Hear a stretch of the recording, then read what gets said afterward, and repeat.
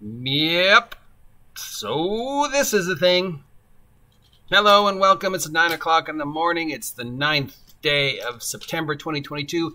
It's 80 degrees and I don't know what to call this. Brown? Hazy? Here at Site B. It's Friday. It's time to take a look at all the bits and bobs of role-playing game news that slipped through our fingers earlier this week because we were too busy talking about Wizards of the Coast and Dungeons and Dragons. So there's been an announcement of a Monty Python role-playing game going into production. It seems to be coming from our friends over at Exalted Funeral. The full name is Monty Python's Ocular Medieval Reenactment Program. It is a multiple dice, skill-based, trait-based system with revolving DMs. And it is, of course, trying to embrace the lunacy of the Monty Python age. It's not the first game to attempt to be Monty Python-esque, nor it is the last. It is not the first game that's going to try and run, off of Monty Python quotes, nor it is going to be the last. I have looked over the documentation that's up so far, and as it appears that not a single member of Monty Python, and there are a few still alive, have anything to do with it. So I don't know if they were consulted. I don't know how Exalted Funeral got the rights. Is Monty Python open content that anybody can make Monty Python content? Or did they get the permission from who's ever left? I mean, I think Eric Idle's still around. And I know, what's his name is still around. John Cleese is still around. And Gilliam is still around, I think, too. But I don't know if they got the permission or what. There's no mention of the remaining cast members in it. So this is a game trying to emulate the Monty Python style of comedy in a Monty Python-inspired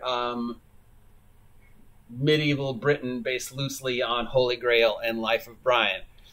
Which brings, of course, to the matter, can a tabletop role-playing game be intentionally funny, or does funny only happen when it's not planned? Because there's been plenty of comedy role-playing games. None of them have really done well, because you just can't force funny. Comedy has to happen naturally. I mean, stand-up comics are great because they know how to read the room. But they also bomb if the room isn't responding. Comedy comes naturally. If you sit down the table and try and force comedy by playing a comedy role-playing game, even if it has tons of rules about, if you fumble, an alien kidnaps you or whatever. Teenagers from Outer Space was a comedy role-playing game, but it worked sort of because of the genres it was trying to emulate, the anime of the time. Toon as a comedy role-playing game sort of worked because, again, it was just really trying to emulate that Mel Brant Saturday morning cartoon style of play. But they, again, when you try and force comedy and make a comedy role-playing game when everybody's trying to be funny, it rarely is. The tabletop comedy happens naturally by somebody saying something wrong, or just a series of unfortunate events that play out naturally. But if you try and force it, I don't know. So I don't know if there even is a market for a Monty Python-themed role-playing game at this point in time. I mean, other than Spamalot, the musical, nobody from Python's really done anything. I know Cleese was in the news like a year ago for saying some rather things that people thought were politically incorrect about comedy. So yeah, other than that, I don't know how they got the rights. It doesn't look like anybody with Python is involved in it, and I don't know if it'll work.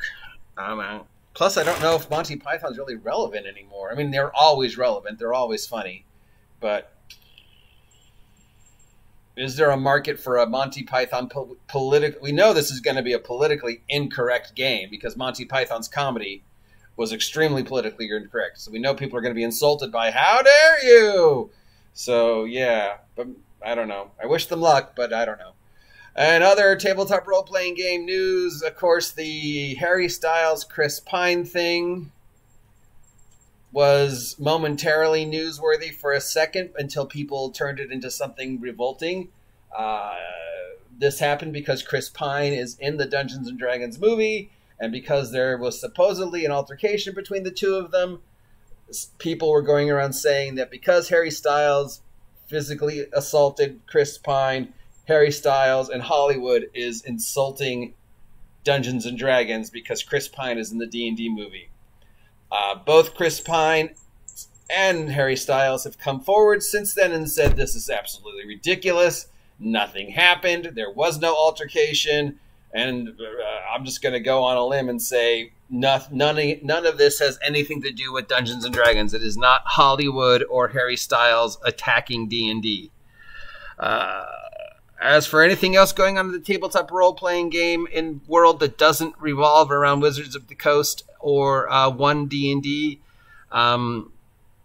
yeah, not a lot, thankfully. Of course, the passing of Queen Elizabeth yesterday is newsworthy, but it has nothing to do with D&D.